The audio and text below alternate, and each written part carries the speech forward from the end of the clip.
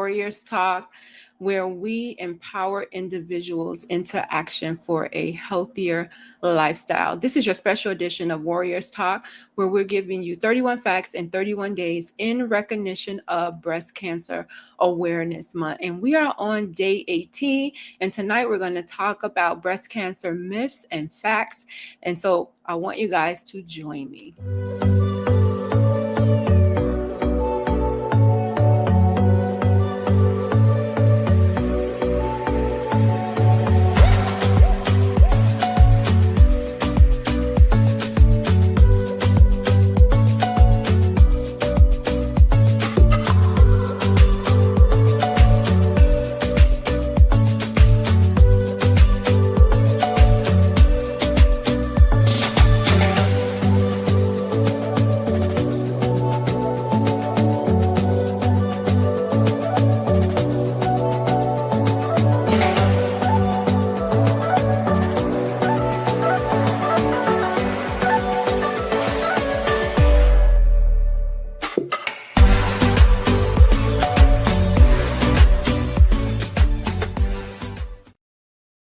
All right, joining me is our healthy solution expert with over 20 years experience as a family physician, impacting lives every day, Doc Michelle. Hello, Doc. Can you? Hello, Lady Rochelle. Can you hear me? I can hear you. I can hear you. I'm hoping it's not a I'm happy to delay. be here. Yes. So I'm excited about the topic tonight. As I was saying earlier, we are doing 31 days of 31 facts in recognition of Breast Cancer Awareness Month. So we are on day 18. And tonight we're going to talk about breast cancer facts. We're going to give you some myths and some facts. So, we all have these different things that we have been told by different people, knowing that, you do your research is not even true. And then there are some things that are out there as it relates to breast cancer that is true. So we're going to get you straight tonight. All right. You ready, Doc? I am ready. Awesome. So we're going to start with number one. Do me a favor if you are tuning in or if you tune in later, type replay, hashtag replay, like and share this with somebody else so they get this information. So the first one is breast cancer occurs almost entirely in women. Yes, so this is true. 99% of breast cancers occur in women, but men can get breast cancer. Although it's very rare, it does occur, and it's important that if there is a man that is at risk or feels a lump in his breast tissue, because men have breast tissue too, that they get an ultrasound and a mammogram if needed. All right. So, according to statistics, they say 2,650 men get breast cancer every year. Well, for this year, they are projecting, and then out of that, 530 will die. Which, I mean, when you look at the men, the number seems kind of low Wow. compared to women. But I always say one is one too many, right? You don't want anybody to get breast cancer because it's harder on men, To die. than it is on women. So, because can you imagine a man like you got breast cancer? Like, well, I don't even have breasts. Like, why do I have? But you have this pectoral area where you can definitely Right. get, tumors and lumps in there. So then you still should be examining that area to make sure that there's nothing going on. Yes, absolutely, absolutely. And sometimes men, they don't think, right? They don't think they can get it, but it's rare. But in that rare occurrence that you feel something that is not right, Mm, please don't ignore it. Go and get it checked out. yes. All right, I'm gonna tag some people to get in here, Doc Michelle, because this is not my normal time that I normally Awesome. go. So sometimes people are like, "What? I just got the thing." So I'm gonna tag some people, And and we're gonna go. everybody needs to hear this information. Yes, they do need to hear this information because a lot of times we go on what my grandmother said or, hearsay, and a lot of information on the internet. You like anybody could put information out there and it may not be true information. So, Yes. on the show earlier, Dr. Michelle, we was talking about going to those sites that have that .gov at the end of it, because that most likely that information is going to be factual. When you go to the American Cancer Society or the National Cancer Right. Institute looking for information. So we just encourage you to get the That's knowledge. exactly right. Yeah, get the knowledge. So number two, hundreds and Hmm. thousands of women will be diagnosed with breast cancer. Yes, according to the American Cancer Society, they estimate that 200 over 250,000 women will be diagnosed with invasive breast cancer, yearly. And the best way to fight that is with early detection, which can catch tumors early. Right? We talk about prevention, and then we also talk about early detection. And I think one of the things we were going to talk about is how you can decrease your risk, right? So we think, breast cancer, if you're at risk, you certainly may develop breast cancer, but you can certainly lower your risk with a lot of lifestyle changes we talk about on your show a lot. Diet, exercise, maintaining a healthy weight, and a healthy lifestyle can help to decrease your risk. So I mean, And there are especially things in obese women, because obesity, it mhm. No, I was just saying there I'm are sorry, there things was a within our delay. Can you control. hear I me? know. I can hear you. I was just saying, yeah, you're right. There are things that are within our control Okay. that we can do, so we don't have to feel hopeless with this disease. Yes, yes. And really there's a difference, when we talk about the stages, and we won't go into details too much on it, but early detection, when you talk about stage 0, which means that is the earliest stage where it's confined to that area where it started, versus stage 2 or stage 3, when it's spread outside of the breast into lymph nodes or larger tumors. The survival rate is different, right? So we're Mhm. talking about you know giving you quality years and quantity of years if we catch that tumor early. Yes. So that's why the early detection is pushed, because then I always say, you have less treatment, or you have more treatment options when you catch it early versus catching it at like a stage 4. You're only going to have so many things that you can do. Hmm. Yes, exactly, exactly. And there's the great thing is they're doing so much research on breast cancer now that there are so many clinical trials and treatments that are always in the pipeline, which is just a great option if you're diagnosed. Yes. Thank you, my Leah. She said, thank you for sharing this information about early detection. People need to hear it. Hmm. Yeah. All right. Yeah, and don't let fear stop you from getting your mammogram. I don't know where these horror stories came from, Doc Michelle, but it's like it has really crippled a lot of women when it comes to actually getting their mammograms. And it's like you're getting secondhand information from somebody else. Like, go experience it for yourself.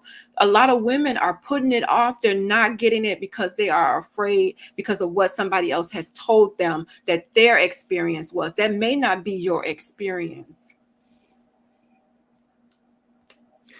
Right. Yeah. And the thing is now, because they have such good machines that are able to detect tiny tumors with less pressure on the breast, or better pictures, that it's a little bit, it's not painful, it's a little discomfort. I wouldn't even say that, right? We've both had mammograms.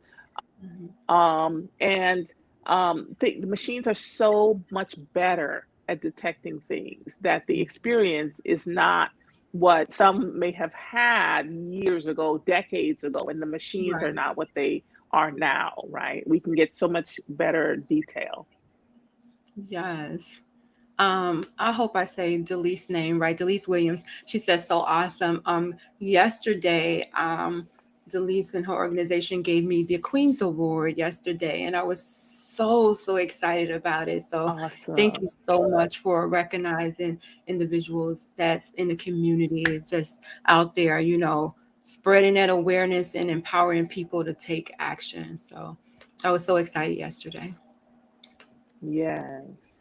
And congratulations to you. You certainly deserve that and more. Thank Thank you so much. So we're talking about breast cancer myths and facts, and we're on number 3. So it says the second leading cause of cancer-related deaths um, is breast cancer.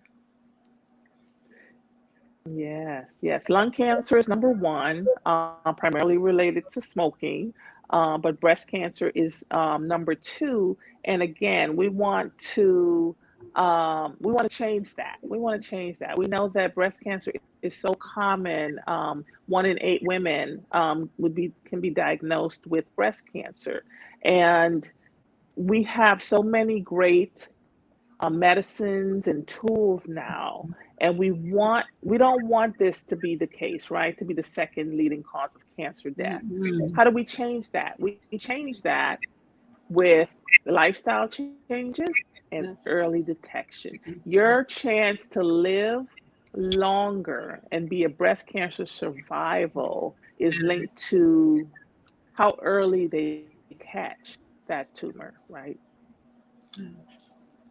Yeah. So, and you can have a good quality of life as well. Yes. All right. So the fourth fact or myth is over 3 million breast cancer survivors are alive today. Yes, and that is great to hear because we know that with early detection, the 5-year survival rate for breast cancer is nearly 100%, right? Wow. Again, going back to you catch that early, your chance of survival and having good years and quality and quantity of life Mhm. in years. Think about all the things you want to do, right? So, Yeah. again, we don't want breast cancer to be the second leading cause of cancer. There are Mm-mm. simple things that you can do to change that. And again, I always say fear and denial never changed anything. Let's get the information. Yes. Do it afraid. Even if you're afraid, just do it anyway. Just so you could get that information and you Yes. can you Conquer can that take that. fear. Yes. And then you can take that information. We talk about, Dr. Michelle, we always talk about having that baseline so you know what your baseline is. So every year that you go in, they'll be able to detect and they can compare from the year before. But if you're hopping around from different place to different place, going to get a mammogram, you're not loyal to the one place where they have your records, it could be really difficult and put you at a disadvantage. And that's a good point that you make, right? If you can stick with the same facility that has your records, great. If not, they will get those records and compare it. Because when I had a mammogram, it might have been 5 years ago, they thought I had a cyst or something didn't look right, and they had to follow it more closely. But now that I've had that baseline mammogram, whenever they see that little cyst, they know, oh, it looks the same as it did 5 years ago. We don't need to do anything about it. So important to, if you can stay in the same system or make sure you get those records so that they can compare them. Awesome. So the fifth thing about breast cancer myths and facts is your risk increases with age. Yes, yeah, we know that. And that's why we have certain age where we recommend, right, screening Mhm. for women. So usually if you are at high risk, we recommend starting screening at age 30 or before, depending on your risk, but high risk yearly mammograms. If you're at average risk, then we say you can get a mammogram every year, but it's your choice. But the American Cancer Society says yearly mammogram starting at age 45. I know for like my mom, she's 76. And I know like I think she was saying like for her age, they were saying that she can maybe get it like every 2 years instead of coming like every year. Right, yes. So usually there's a period of time where most breast cancers are diagnosed. That's usually before the age of 75. So we normally will say if you've had all normal mammograms, then you could probably stretch out how often you get a mammogram, but that is important to discuss that with your provider to know your risk and is that Mhm. right? Right. Yeah. Because my mom was like, no, she just go every year and get it done because, my sister passed from breast cancer and then I was diagnosed. And although the genetic testing didn't say it was a Right, hereditary link, it's just her taking precautions with her health. right. Absolutely. And we in the medical community would follow her wishes, right? So, yeah, we have recommendations, but certainly if you are increased risk and you want to continue to get that mammogram, you are certainly within that right too.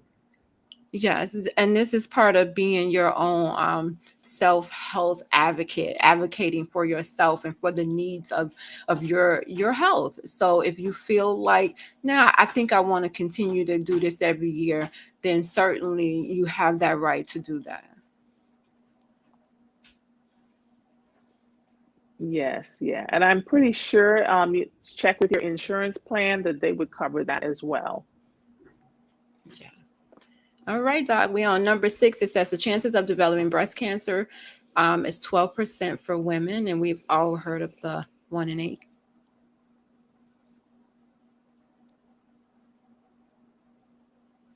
Right. Yeah. So another statistic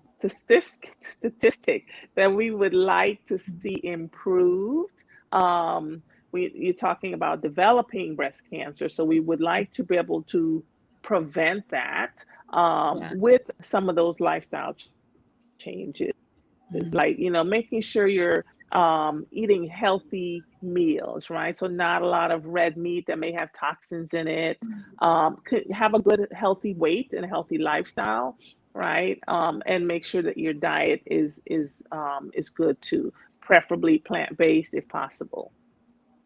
Yes. I mean, it could be it could be like anytime you're making a change like that, it's a life altering change, but it's going to be what you're doing for the rest of your life. So don't beat yourself up or get discouraged, because you're going to be practicing eating healthy for the rest of your life. Yeah, yeah. We always talk about, there's so many things that we talk about on your show, Rochelle, that always go back to these lifestyle changes, right? Yeah. I feel like sometimes Mhm. I'm a broken record because we know that a lot of the things that we treat in the medical community go back to obesity, lack of exercise, smoking, drinking alcohol. I mean, we know those things increase your risk. So, Yep. the take home message is really look at your own lifestyle, look at what you're Mhm. doing, and start making some changes that will pay you benefits for years to come. Yes. I like that. I like the way you put that. Okay, we're on number 7, not 8, you guys. Okay, so number 7 is family history increase your risk of developing breast cancer. Mhm. So yeah, we talk about a first degree relative. So your mother, your sister, your daughter, if they have had breast cancer, that can double your risk of breast cancer. That first degree relative we talk about in the medical community. So certainly that would put someone at high risk. They would start screening earlier, and they should definitely be having those conversations with their provider in their 20s and definitely be screened by 30. Yeah. So I would, even though when I took the genetic testing, I didn't have that hereditary link. So that kind of gave my girls a peace of mind that, it is not hereditary, like I'm passing it on to them. But because I have had breast cancer, I'm telling them to get screened like 10 years early of my diagnosis. So I was diagnosed at 43. So at least at 33, 30, just start talking to your doctor about what type of plan that I need to put in place just to be proactive with your health, and so I'm encouraging them to do that along with the self breast exams and making sure the doctor does the clinical exams as well.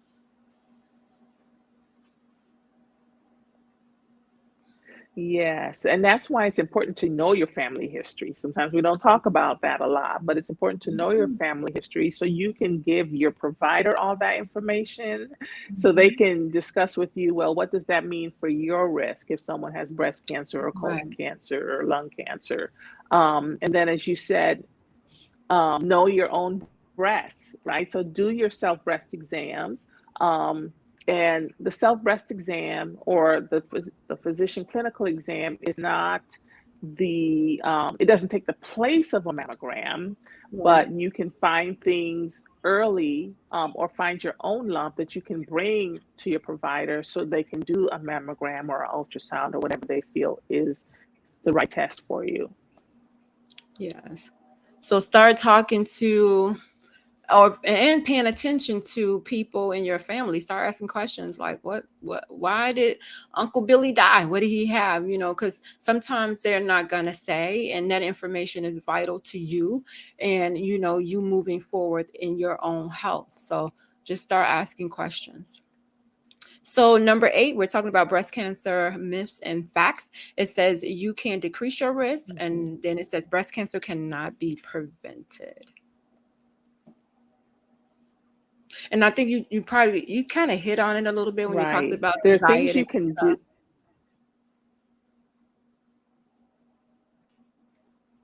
Yeah, that's right. That's going to help decrease your risk. It's just maintaining a healthy weight so you're not obese because obesity increases the estrogen in your system.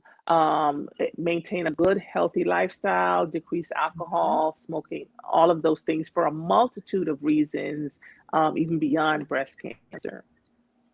Yeah, I've heard a lot of people say when they stop drinking and even smoking that they lost weight. So that's a good way to lose the weight is, to cut out those unhealthy habits. Yeah. hmm Yeah, well, we know alcohol is nothing but sugar. So you cut that out, you cut out excess sugar in your system, and yes, you will probably lose weight too. Wow. All right. So number 9 is symptoms aren't the same for everyone. That's right. That don't assume because you don't have symptoms that you couldn't have something going on, right? Because there are many people, that never felt a lump, never had any symptoms, but they go for their mammogram and there's an abnormality.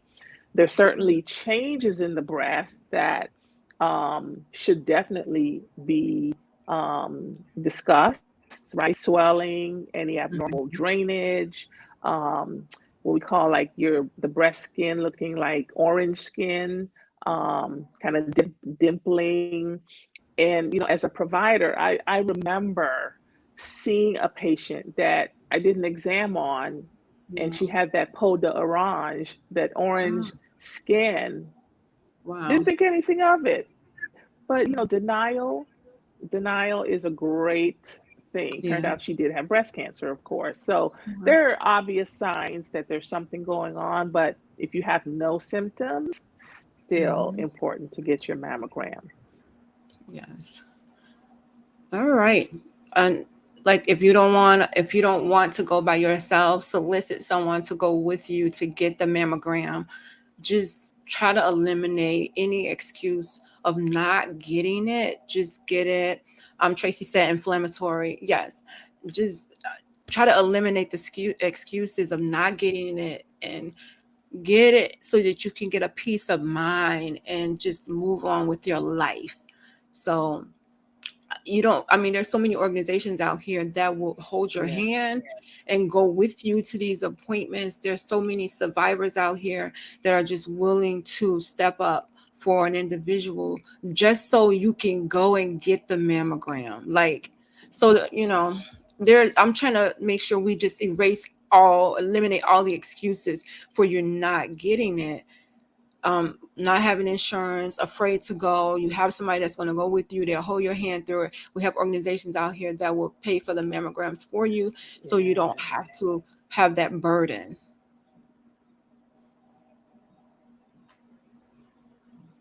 Yes, the barriers are removed, right? I go with my sister, right? And so Mhm. go with a friend. Yeah. Make it a nice day. Go and then go to Mhm. breakfast or whatever that Yeah. you want to do, right? But don't let if you're afraid, I've had patients who will go with a family member or a friend Mhm. to alleviate some of that fear and just, have a little bit of comfort. So Yeah. um that's great advice, and there are people who will walk that road with you. Yes. And Equal and hope. usually at when I go for a mammogram, they're so nice and friendly, and it's a good experience. Yeah, I think it's just the horror stories from some individuals who had a bad experience, and these stories are still lingering throughout the community, and it's making other ladies frightened to go and get this taken care of over some secondhand information. If you're going to be uncomfortable for 10, 15, 20 minutes, I would rather be uncomfortable and have them smash my breast in the machine than to go through chemo or have them cut on me or radiation. Just, the benefits really outweigh the risk of this thing. Yes. So Tracy put up their Equal Hope. They will help you get free mammograms. They will help you walk you through everything. Hey, Yolanda said, I have to get mine done. Get it done, Excellent. Great Yolanda. Don't be afraid. resource. You are so right. Hmm. We have to encourage Yes, encourage women yes. to get it Get it done. done, and whatever.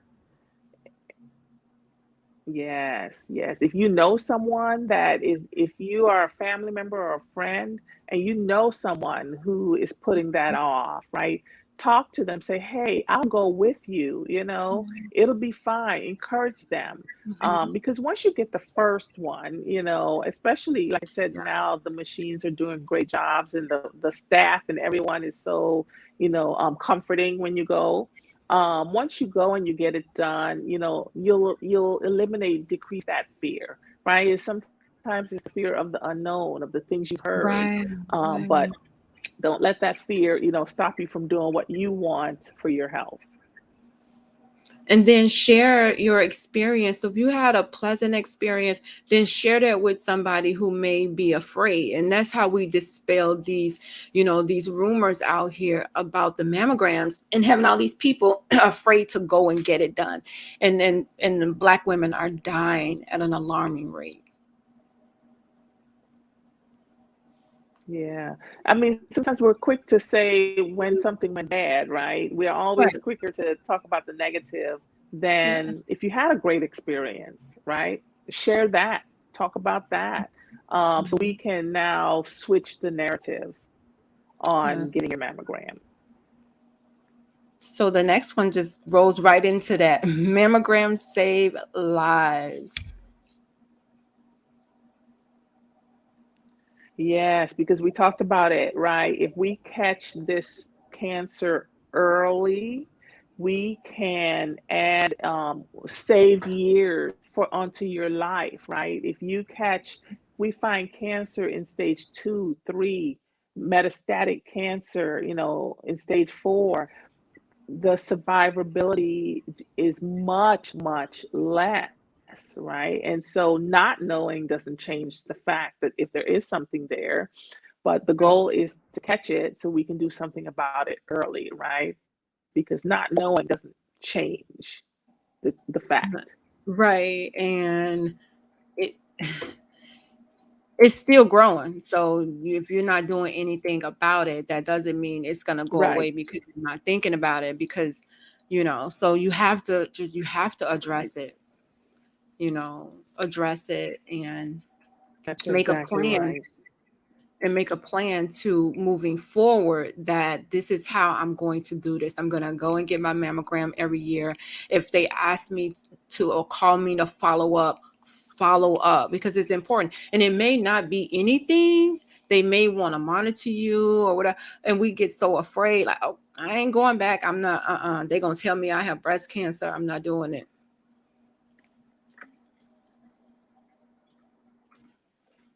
Yeah, when I had that mammogram years ago, and they called me back because they needed additional views. The first time they saw that cyst in the breast, it's nerve-wracking for sure.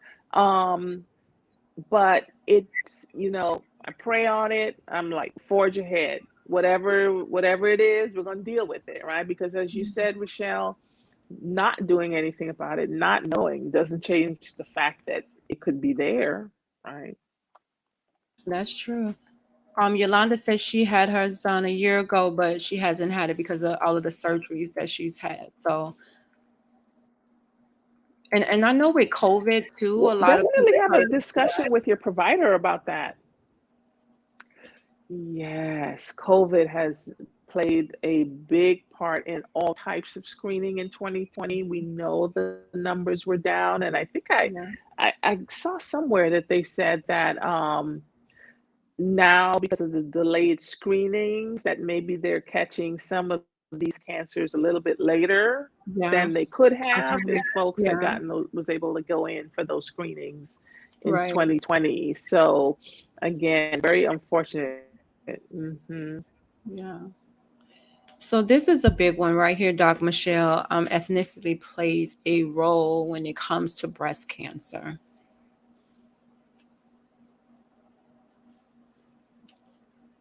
Yeah, so what we know is that breast cancer is more common in white and African American women. But when we look at the rates of disease, the rate in white women has stabilized, whereas the rates in African American women it's increased, right? And is that because we're not getting our mammogram, so we're catching it late, and are we not living the best lifestyle that puts Mhm. us at risk, right?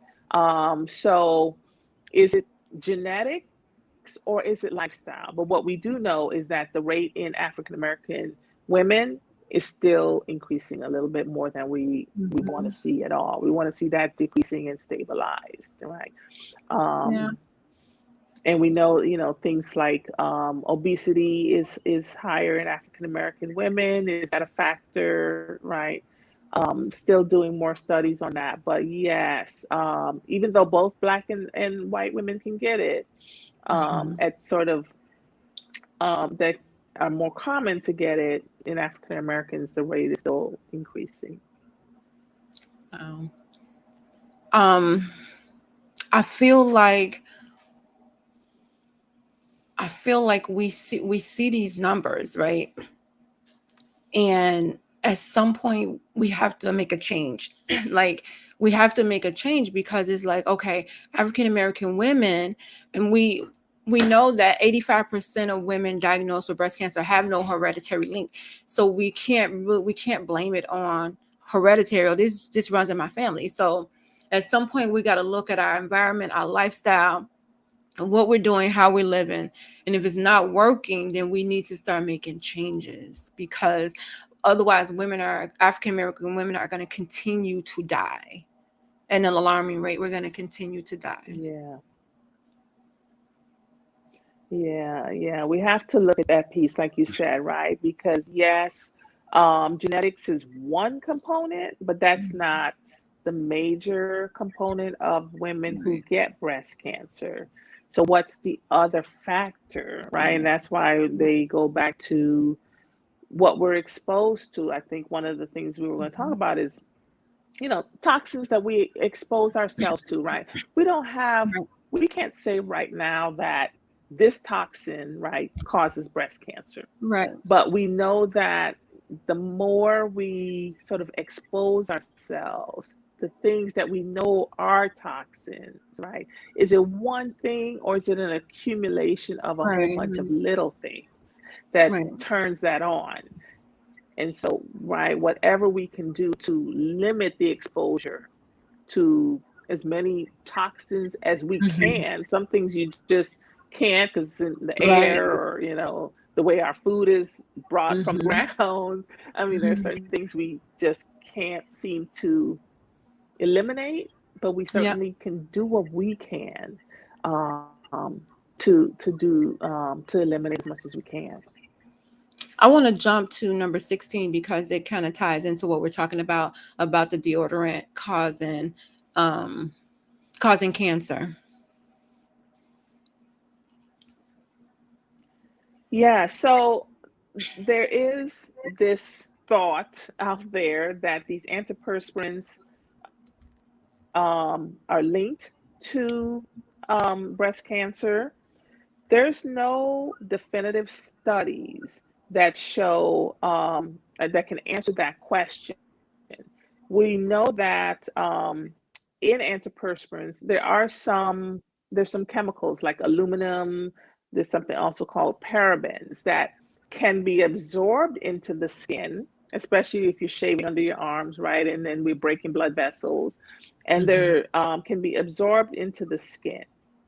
But there's no evidence to date, no good studies that show a definitive link to cancer. But again, do what you can, what you feel comfortable with, um, Hmm.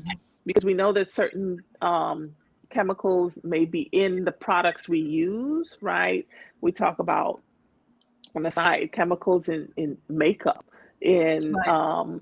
the things we put on our skin. Hmm. That and the skin, I always say, is the largest organ, right? Anything you Right. put on the skin gets absorbed, Hmm. really some of it gets absorbed into your bloodstream, especially if you're putting it in places where we are nicking, shaving. Hmm. So we just have to be aware of that. But right now, there is no definitive studies that show a definite link between aluminum Right. and antiperspirants. Even as you were talking, I was thinking about like hair dyes, hair dyes and relaxers that we put, the chemicals in our hair, and our scalp is absorbing all of that, like, like things like that. You don't really think about it, Yeah, but it does have yeah, chemicals. that's the thing. And if it wasn't Yeah, for and breast again, cancer, it's I would not it's still not be the with one anybody. thing, right? Right. If it wasn't for breast cancer, I'm sorry, I would probably Right, still right. have a relaxer. Yeah. Well, and So as we get older, we figure these things out. yeah. Hmm. Yeah, yeah, right. It's not the one thing. It's Right. that maybe on top of something else, on top of what we eat, Yes. and all those things Yeah. go into our system that then Yeah. may trigger that. So Yeah. again, So eliminate what you can. Do yeah. what you So can. so if you're using like hair dyes, hair relaxers, you're using makeup with chemicals in it, perfume with chemicals in it, some type of lotion with chemicals in it. It's just like you're eating stuff that's not healthy. That's a lot. It's your system. I don't even know how our systems can even handle all of this stuff. Like it's a lot. Yeah, well, luckily, the body does great things. It really can eliminate a lot of things, and our lymph nodes do a lot of work to clean our bloodstream from these toxins. But yes, those things can play a part, right, in increasing your risk when you put it all together. So if you're listening, think about Mhm. what we said today and what might be the risk for you as you're living, Right. right? As we talk about the foods, as we talk about the things we put on our skin Mhm. and healthy weight and family history, what might be increasing your risk, and try to make some of those lifestyle changes. Yeah. That makes sense because everybody's makeup is different. So you have to just figure out what it is. I mean, you already know what we're putting in our bodies or on our bodies that we really shouldn't, because a lot of times we have reaction to these things too. And you're wondering why you're having reaction to these things, and it could be because you're not even supposed to be putting this stuff on your skin. All right, Doc is frozen. Doc, where are you? Come back. We're on number 12. We're talking about breast cancer myths and facts. She says she lost me, so she's going to come back. So if you guys are tuning in, this is our 31 days, 31 facts in recognition of Breast Cancer Awareness Month. And we know we want to just not stay stuck on awareness, but we want to move towards action. So the information that Doc is giving tonight is helping us to, add this knowledge to our tool belt so that we can make healthier decisions. So we're on number 12, and it says it can be more than a lump. So like we said before, some people may not even have a, a lump in their breast, because a lot of times we think, oh, I don't have breast cancer because I did a breast exam, so there's no lump in your breast. But it could be in your lymph nodes. Like, it could start in the lymph nodes and spread over to the breast. So just because you don't feel anything in the breast, it doesn't mean that the cancer is not present. So I can remember going through my my chemo and everything, and the doctor was examining me, and it shrunk the tumors in my breast, but they still found like a little small thing in my lymph nodes. So it could be present in the lymph nodes and not in the actual breast. Welcome back, Doc. Yes, very good point. Thank you. Thank you. I don't know what happened there, but I lost you. But yeah, I came in on the middle, and you're absolutely right. Again, it's more than a lump, as you said. A lot of people have no symptoms that they can feel, right? And by the Mhm. time you have symptoms and feel a lump or feel a lymph node under your arm, we're past stage zero. We're past Wow. stage one. So we Wow. want to catch you when you're asymptomatic, when you have Mhm. no symptoms. Yeah. I have a question, Doc. Okay, so like with the mammograms, because like I think with the stage zero, the mammograms, correct me if I'm wrong, the mammograms can't see the stage zero. So how can um if a person wants to catch it early, is the mammogram is it going to show like some type of abnormalities or something, or is it going to be like other symptoms present, if that makes sense? I don't know if that makes sense. Yeah. I mean, the mammogram, sometimes they'll see in the ducts, in the breast ducts, maybe some calcifications or little tiny changes, which are confined to the duct, which is your stage zero, right? It's confined to where it started. Again, if it, and then the thing about that, right? If it didn't catch it at stage zero, which hopefully it did, because now we have these better machines Okay. that Hmm. can do, 3D images and all sorts of things. But if it didn't Hmm. catch it at stage zero, we want to catch it at stage one, right? We want to catch it Right. next year at stage one, hopefully, versus much further. So you're right. I mean, in theory, the tinier, the smaller the lesion, the more difficult it is to catch it. But mammograms are so much better at detecting those tiny little Okay. spots. And again, Okay. that's why if you compare one mammogram last year where there was nothing to Hmm. now where it might be stage zero, and the radiologists use their magnifying glasses to look, they might catch that. They might catch Okay. that because it's a change from Okay. the previous. Okay. So and that's why it's important to make sure you're going every year. Even something that's small can prompt them to say, "Hey, let's do some more testing," and then you're catching it in that early stage. That makes sense. Yeah, especially if they have the previous one, they always want to know, right? Where was your last mammogram? So if Yeah. there's one little thing that looks different this time than it did last time, they'll catch it. Yeah. I think we jumped ahead of ourselves. We just talked about this one. Number 13, symptoms can be outside of breast cancer. outside of the actual breast. I'm sorry. And I think we just covered Yes, yes. Outside of the breast. Yeah, yeah. that. Mm-hmm. Any lump, any lump that you see that is new, especially in your armpits, bring that to your doctor's Mhm. attention, because that could be the first sign that you see that something could be wrong, right? Okay. So yes, you may not feel a lump, but you may feel it somewhere else. Right. You may not feel it Um, in the breast. so I'm trying to get people to not just concentrate on the lumps in the breast and then be like, oh, there's no lumps in the breast, so I'm okay. So Doc Michelle just said it may not be present in the breast, it may be present under your arm. So you should be checking that area as well when you're doing your breast exams at home.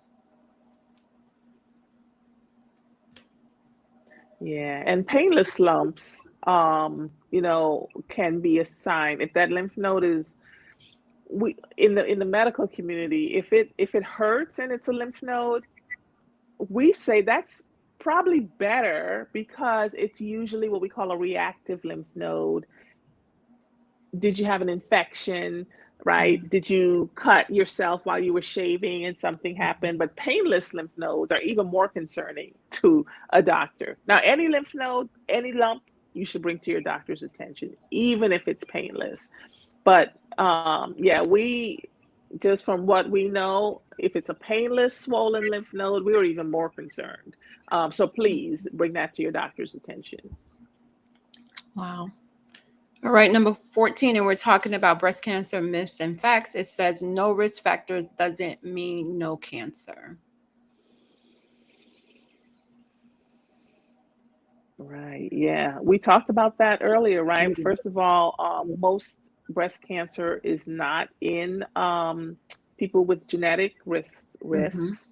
And there Yes. are many, we know many women who are diagnosed with breast cancer every day that we look for a risk and we can't find Right. it, right? Because was it some environmental exposure? What was it? We might Right. not be able to tell you. And that's why every woman over age 40 and at least by age 45, depending on your risk, should be getting a mammogram. Yes. Yes. So number 15, Doc says screening recommendations change according to your risk. And this is you just mentioned, just mentioned it. We're just jumping ahead of ourselves. Yeah. Yep. Yep. If you're at high risk, right? If you know that you've had that first degree relative, mother, daughter, sister with breast cancer, you should at least be getting an MRI or a mammogram of your breast starting around age 30.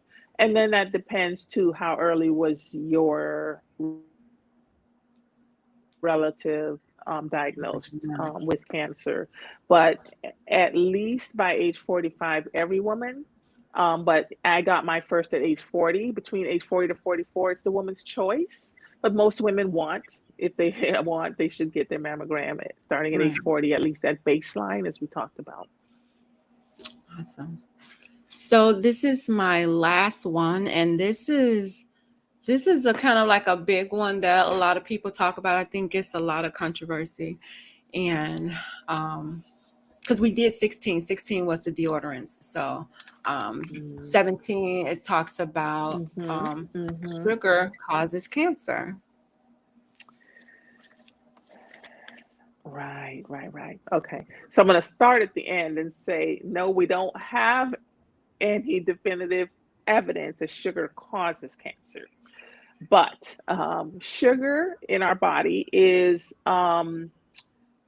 it's what cells use for energy. It's what gets them going, right? We know that excess sugar in the body can also lead to increased inflammation in the body. So there's more research that needs to be done to really understand if there's a direct linkage between sugar and cancer. Um, but all our cells in our bodies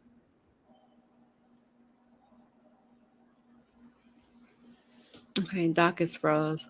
It seemed like just about you everything say we eat sugar. has sugar. Yeah. Oh, can you hear me?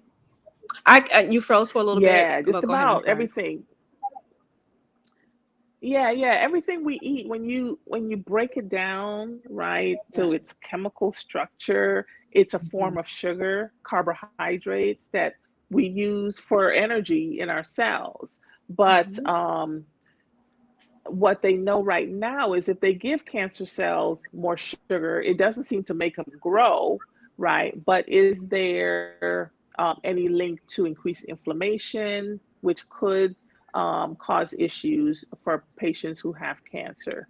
We know Yeah. that in general, we could do a whole show about sugar and how that causes inflammation in the body. And we know that when people eliminate, people will eliminate sugar from their diet, Mhm. they Mhm. feel so much better because of the inflammation and toxicity that too much sugar can Yeah. do to your body and your muscles and your cells. So I tried to But no do definitive answer to that question. Okay. So I tried to do doc this thing where I was doing like no sugar, like the processed sugars for like 30 days. And when I tell you that I felt like I was like craving for like a fiending for like a drug because I wasn't getting that sugar. And I was like, this sugar is really powerful. Like I really felt like my body was going through something because I was not getting, like that processed sugar. Yeah.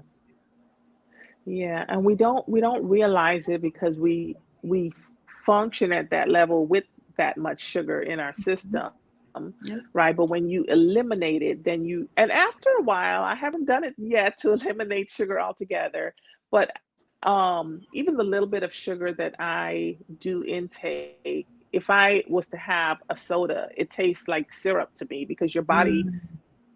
you have a different level set. I've had patients who tell me they, can drink a 12 can of soda in a couple of days, Oh, right? wow. That's their level. Oh yeah, their level for that is set at a level, and so trying to come off of that, you feel sluggish, tired, fatigued, irritability, because that you've been set. And they say the sugar can give people a high just like, Yeah. heroin can at certain Mhm. levels. Your body is so used to that. And when you don't have it, you feel horrible. You So do. sometimes it has to be a small, slow withdrawal. Yeah. Yeah, I know now because it was really I felt like almost like I was withdrawing from some type of drug, like it had really had me craving, and I was replacing it with like fruits, which the fruits really helped. And I don't drink any pop anyway, but yeah, I was really like, oh my god, like this is really powerful, like to just try to not even have it in your diet, knowing that it's in all of our foods anyway. But yeah, I would have to, you have to be really disciplined to do it all the time. Yeah. And I challenge people that if you know that you have been at, intaking a lot of sugar, don't necessarily go cold turkey because you won't Yeah. be able to maintain that. But think about, okay, stopping one thing, right, at a time, so that you can at least decrease, if not eliminate, the Yeah. sugar that you're intaking on a daily basis. Yeah. Definitely a good thing to do. Mhm. Definitely. Well, I hope that you guys have been they've been liking the post. So I hope that you guys have gotten some good information, and we have set Great. some things straight for you as it relates to breast cancer myths and facts. And I know it's probably plenty more out there, but we hit on some of the main ones tonight. So Dr. Michelle, do you have any words of wisdom as it relates to breast cancer myths and facts? Yes. So the first real thing to take away is don't let the fear stop you from getting your mammogram, because fear or denial never cured a thing. Mm-mm. So that first, take a friend with you. And if you are out there and you had a great experience, when you get your mammogram, we post everything. Post about how great your experience was, how Yes. you feel so much better that you did it, right? So that we can change the narrative on it. And then talk to your provider to address your fears if you do have them. Yeah, I totally agree. Don't allow someone else's experience to um put fear inside of you and you haven't even experienced it yet. Like, experience it for yourself, and then whatever it is that's making you fear, just try to eliminate those things. And like Doc Michelle said, take somebody with you. It can take your mind off of what you're doing, and then you can make plans like to go somewhere afterwards. I can remember, like, after my chemo appointments, I would always either go to the mall, or either I would go get something to eat right after. And it was like I looked forward to doing those things afterwards. I knew if I was going to get chemo, I was either going to the mall or I was going to get something to eat, and I always had somebody with me. You would be amazed at how Yeah. having that support, with you. You don't have to do this alone. You don't have to.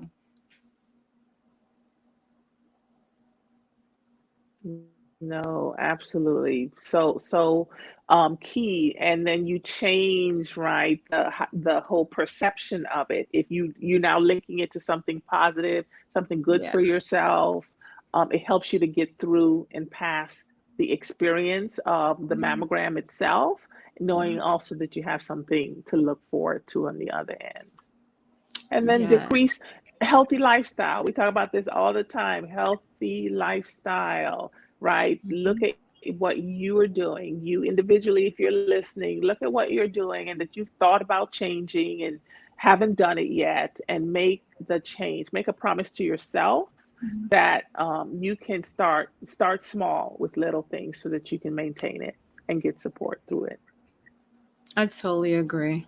Thank you so much, Doc Michelle. I always appreciate your wisdom and your experiences that you share with the show every single month. I am so grateful. And I know that the listeners got this information and they're going to start living a healthy life today. Small steps, baby steps, and soon you will be living this life. We're not trying to do like diets or quick fixes, but we're trying to make sure that this is something that we maintain for the rest of our lives.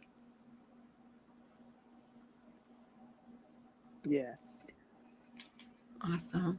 So, you guys have a good evening. Again, this is Lady Rochelle, author of Take Charge of Cancer, founder of Warriors Talk, where we empower individuals to take action that leads to a healthier lifestyle. See you tomorrow for day 19.